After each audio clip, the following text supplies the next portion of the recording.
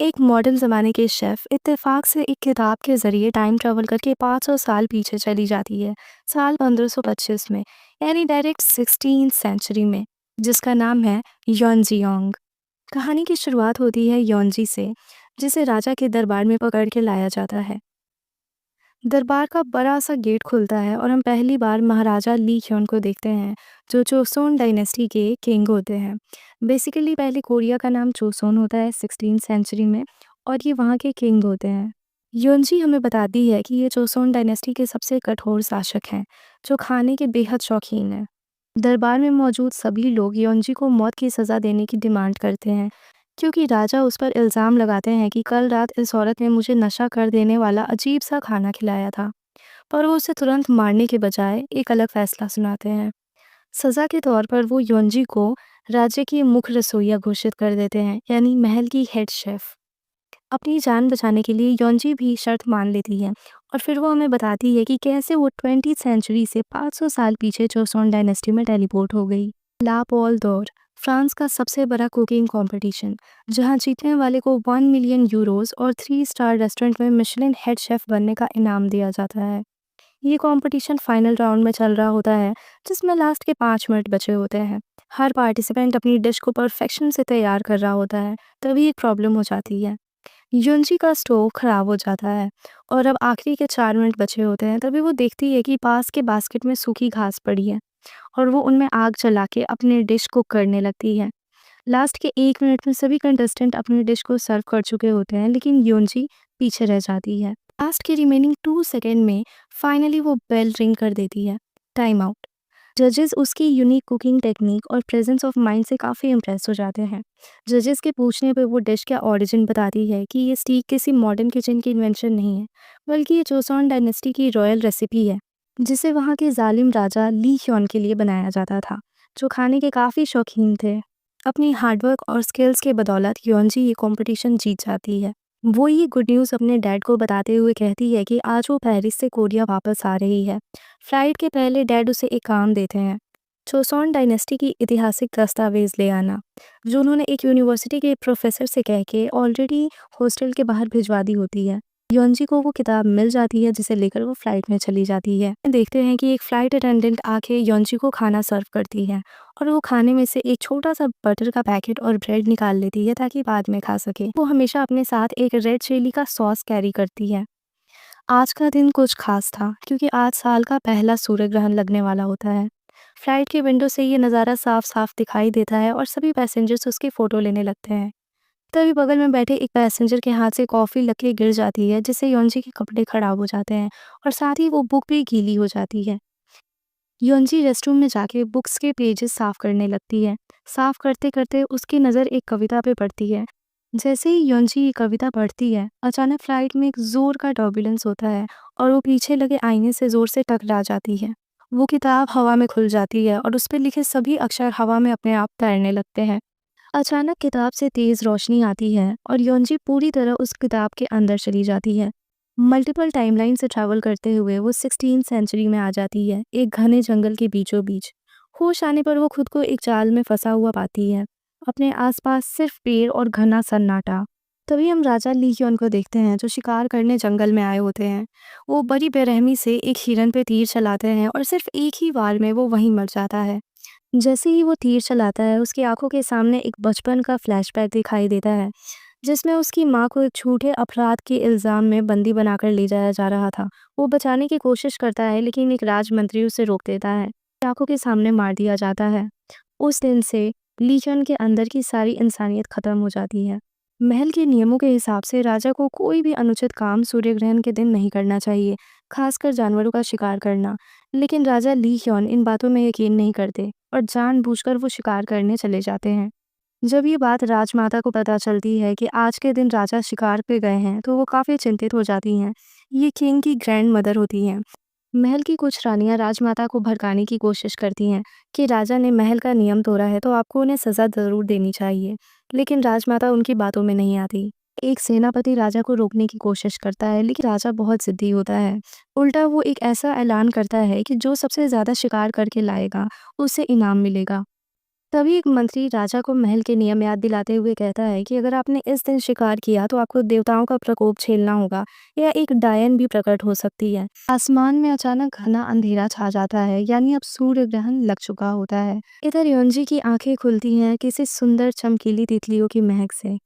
वो घबरा जाती है और फौरन अपना फ़ोन चेक करती है, लेकिन मोबाइल में कोई नेटवर्क नहीं होता। उसी वक्त राजा को एक लोमड़ी दिखाई देती है, जिसका शिकार करने वो अकेले ही चला जाता है और लोमड़ी का पीछा करते करते वो उसी जंगल के बीचों बीच पहुंचता है जहाँ योंजी एक जाल में फंसी होती है।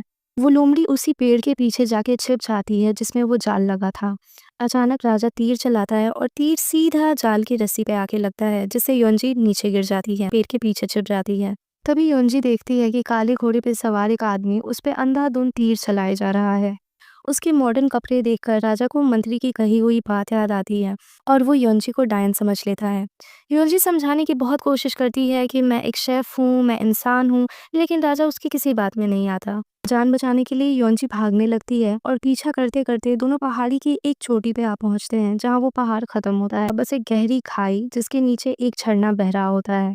योंजी अपनी बैग से 10,000 वोल्ट का स्टन गन निकालती है और उसे पीछे हटने को कहती है। राजा तीर चलाता है और तीर जाके सीधे योंजी के बैग पे लगता है, जिससे बैग पहाड़ी से नीचे गिर जाता है। अचानक कहीं से एक तीर आता है और राजा के सीने में लग जाता है और दोनों एक साथ उस खाई से नीचे गिर जाते हैं। धीरे धीरे योंजी को होश आता है। जब वो अपने बगल में पड़े आदमी को जख्मी हालत में देखती है तो बिना कुछ सोचे समझे उसकी मदद के लिए आगे बढ़ती है। स्कार्फ से घाव को कस के बांध देती है। वो तुरंत एम्बुलेंस बुलाने का सोचती है, लेकिन उसके पास फोन नहीं होता, जो बैग के साथ पहाड़ी से नीचे गिर गया था। अब वो लियोन का पैकेट चेक करने लगती है ताकि उसे लियोन का फोन मिल जाए और वो एम्बुलेंस को बुला सके। अचानक लियोन होश में आ जाता है और तुरंत जेब से एक खंजर निकाल के फिर से योंजी पे हमला कर देता है, लेकिन चोट लगने की वजह से वो थोड़ा कमजोर हो जाता है। वो उसके हाथ से चाकू छीन लेती है और अपने मास्टर शेफ वाले स्टंट्स दिखाने लगती है। खंजर के लिए दोनों के बीच लड़ाई होने लगती है और गलती से योंजी के सिर से टकराकर लियोन वहीं बेहोश हो जाता है। जब महाराजा लियोन को होश आता है तो वो खुद को एक पेड़ से बंधा हुआ पाता है। योंजी ने उसके दोनों हाथ पीछे बांध दिए होते हैं। फिर योंजी उसे एक रस्सी से बांध के अपने साथ ले आती है। राजा की गैर मौजूदगी की वजह से रानी काफी परेशान होने लगती है। फिर वो पहली बार एक आदमी का जिक्र करती है जिसका नाम है जोसोन, यानी किंग का ब्रदर इन लॉ, मगर साथ ही वो सबसे बड़ा गद्दार होता है। वो पीठ पीछे लियोन को जान से मारने की प्लानिंग कर रहा होता है। वो जेल में एक लड़की से मिलता है जिस पर अपने पति की हत्या का इल्जाम है। जोसन उसे आज़ादी का लालच देता है, बदले में एक खतरनाक काम करने का वादा चाहता है। धीरे धीरे वो पूरा एक समूह बना लेता है जिसमें सिर्फ वही लोग थे जो राजा को नुकसान पहुंचाना चाहते हैं। वो उन सभी के साथ मिलकर राजा को मारने की प्लानिंग करता है। बस वो सही समय का इंतजार कर रहे थे कि जैसे भी उन्हें मौका मिले वो राजा को जान से मार दें।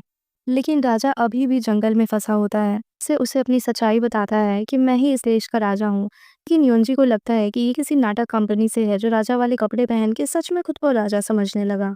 अपनी मदद करने के बदले में लियोन उसे एक अजीब सा ऑफर देता है कि अगर तुम मेरी बात मानोगी तो महल लौटकर मैं एक रात तुम्हारे साथ गुजार सकता हूँ।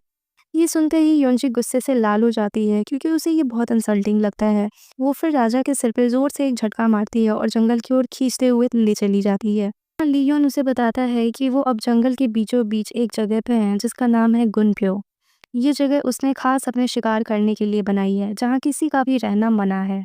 जंगल में उन्हें एक घर दिखाई देता है और योंजी अंदर जाके अपने कपड़े बदल लेती है क्योंकि कॉफी गिरने की वजह से कपड़े बिल्कुल खराब हो चुके थे। योंजी अंदर जाती है तो वहाँ उसे खिलगम मिलती है, एक 18 साल की सीधी सादी मासूम सी लड़की। पहले तो वो योंजी को कपड़े चुराने की वजह से चोर समझती है, लेकिन धीरे धीरे उनकी बात होती है और वो योंजी को खाना ऑफर करती है। अपना शक दूर करने के लिए योंजी उससे पूछती है कि बताओ ये कौन सा साल चल रहा है, जिस पे खिलगम बताती है खोपसॉन।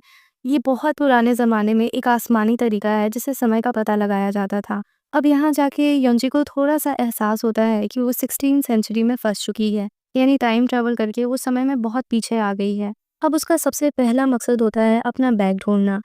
बैग ढूँढने के लिए वो खिलगम से मदद माँगती है और बदले में योंजी खाना बनाने का वादा करती है।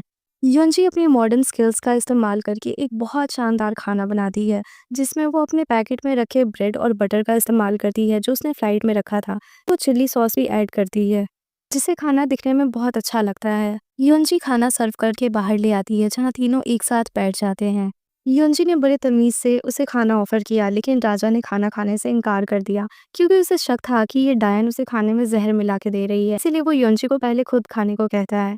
खुद अपना खाना टेस्ट करती है तो उसे बहुत अच्छा लगता है और ली योन को भी यकीन हो जाता है कि खाने में कोई ज़हर नहीं है। जैसे ही योंजी अपने हाथ से ली योन को खाना खिलाती है, अचानक उसके सामने एक और फ्लैशबैक आता है। छोटे ली योन को देखते हैं, जब उसकी माँ उसे अपने हाथ से खाना खिला रही होती है। इतना सोचते ही उसकी आँखों में आँसू आ जाते हैं, लेकिन आँसू इसलिए नहीं क्योंकि वो इमोशनल हो गया था, बल्कि इसलिए क्योंकि खाना बहुत ज़्यादा स्पाइसी था, उस रेड चिली सॉस की वजह से। वो खाना खाने से इनकार कर देता है। खिलगम जब खाना टेस्ट करती है तो उसे भी मिर्ची बहुत तेज़ लगती है और वो भी खाना नहीं खाती। उसके बाद योंजी फैसला करती है कि वो अपनी बनाई हुई डिश अकेले खा लेगी। जब खाना लगभग ख़त्म होने वाला था तो वो भूख से परेशान खिलगम चुपचाप खाने की तारीफ़ करती है और उसे खाने लगती है। खाना खत्म होते देखकर ली जून भी खाना खाने के लिए राजी हो जाता है और योंजी यहाँ खिलगम के साथ अपना बैग ढूंढने निकल जाती है, जो उसी झील के किनारे गिरा था। और जैसे ही वो निकलते हैं, पीछे से महल के सैनिक आ जाते हैं। वो ली जून को खोज लेते हैं और साथ ही वो राजा के लिए उनकी शाही पोशाक लाए होते हैं। कपड़े बदलकर राजा अपने सिपाहियों के साथ महल लौटने लगता है। सिपाहियों से कहकर खिलगम के घर में आग लगा देता है, क्योंकि ये जंगल खास उसके शिकार के लिए बना था, जहाँ किसी का भी रहना अलाउड नहीं था। यहाँ योंजी खिलगम से पूछती है कि इतने घने जंगल में तुम छुप के क्यों रह रही हो। खिलगम उसे एक रिचुअल के बारे में बताती है, जिसका नाम है छेयोंग। खिलगम उसे बताती है कि यहाँ हर साल छेयोंग नाम की एक रस्म होती है, जिसमें जवान लड़कियों को इकट्ठा करके महल ले जाया जाता है, ताकि राजा अपना वंशज आगे बढ़ा सके। तभी पहाड़ी के ऊपर से लीजॉन अपने सिपाहियों के साथ महल वापस लौट रहा था। योंजिन उसे देख लेती है और वो जोर से उन्हें आवाज़ दे के बुलाती है। हमारा एपिसोड 1 खत्म होता है। तो गाइस, कैसी लगी आपको ये स्टोरी कमेंट में ज़रूर बताना और पार्ट 2 के लिए रेडी हो जाओ।